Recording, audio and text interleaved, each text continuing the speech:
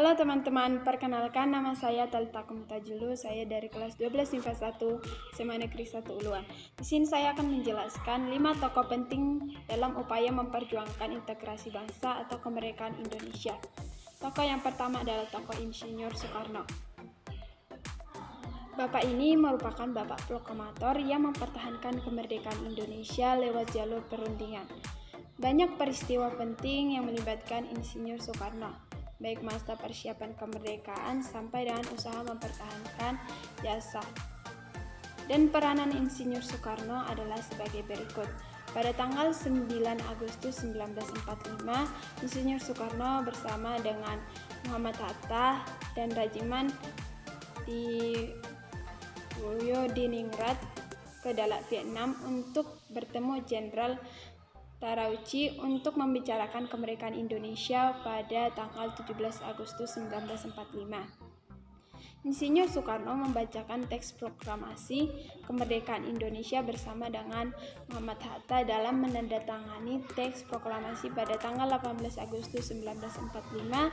Soekarno-Hatta dilantik menjadi Presiden Republik Indonesia dan pada tanggal 23 Agustus 1945 membentuk Badan Keamanan Rakyat atau BKR.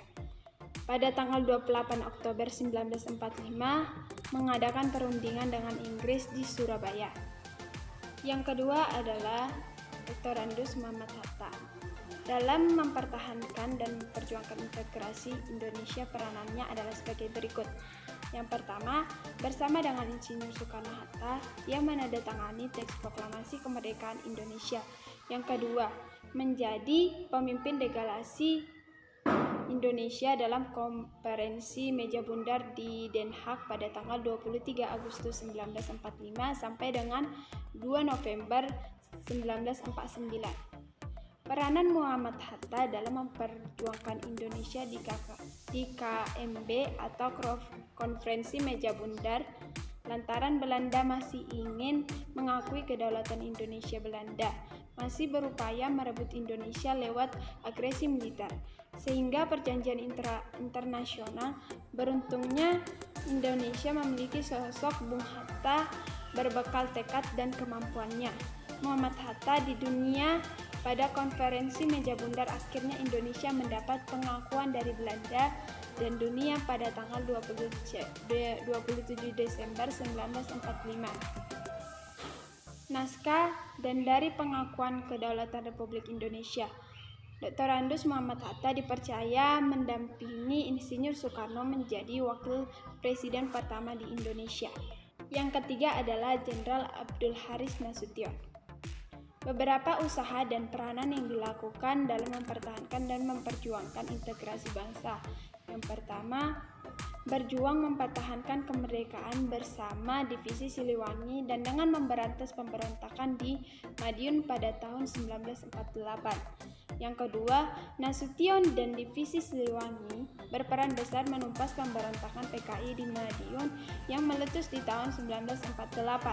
Yang ketiga, Abdul Haris Nasution menjadi target penculikan oleh gerombolan G30 SPKI karena merupakan Menteri Pertahanan dan Keamanan dan Kepala Staf Angkatan Bersenjata yang dikenal sangat menentang PKI. Posisi ini menjadikan orang kedua di TNI Jenderal Ahmad Yani yang menjabat sebagai Panglima TNI. Penculikan ini dilakukan pada 30 September dan menewaskan para jenderal Angkatan Darat termasuk Ahmad Yani. Gerakan 30 September mencoba menguasai Jakarta dan mengumumkan bentuk Dewan Revolusi, namun Jenderal Abdul Haris Nasution berhasil lolos setelah Jenderal Soeharto. Jenderal Abdul Haris Nasution menjadi pemimpin penumpasan gerakan G30 SPKI. Yang keempat adalah Jenderal Ahmad Yani. Beberapa peranan dan jasa beliau dalam mempertahankan dan memperjuangkan integrasi bangsa Indonesia. Pada masa awal kemerdekaan, Ahmad Yani bergabung dengan Tentara Republik dan berjuang melawan Belanda. Ahmad Yani kemudian membentuk batalion untuk membebaskan dan mempertahankan Magelang.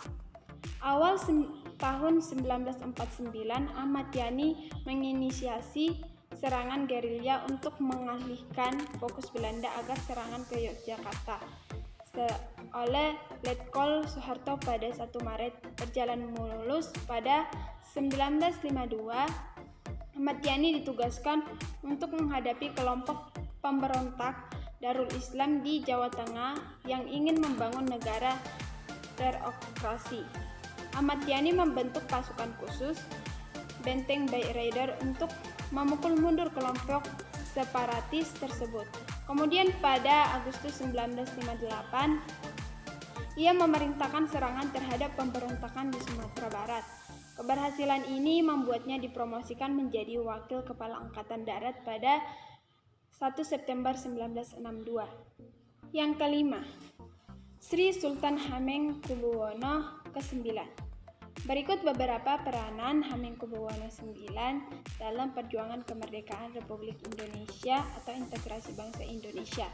Yang pertama, pada tanggal 5 September 1945, Sultan Hamengkubuwono IX menyatakan bahwa Kesultanan Yogyakarta adalah bagian dari Negara Kesatuan Republik Indonesia.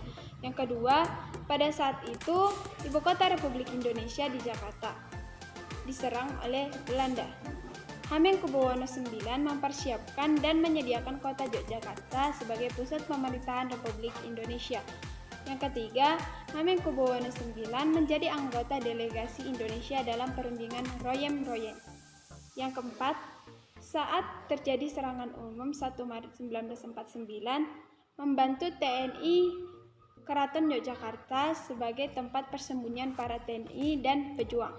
Yang kelima, pada tanggal 13 Juli 1949, Sri Sultan Hamengkubuwono IX diangkat menjadi Menteri Koordinator Pertahanan Keamanan pada sidang pertama Kabinet Indonesia. Yang keenam, tanggal 27 Desember 1949, Hamengkubuwono IX mewakili Indonesia dalam penandatanganan kedaulatan Republik Indonesia dan menerima penyerahan kedaulatan dari Belanda. Oke teman-teman, sekian dari video saya. Semoga video saya ini bermanfaat bagi kita semua. Terima kasih.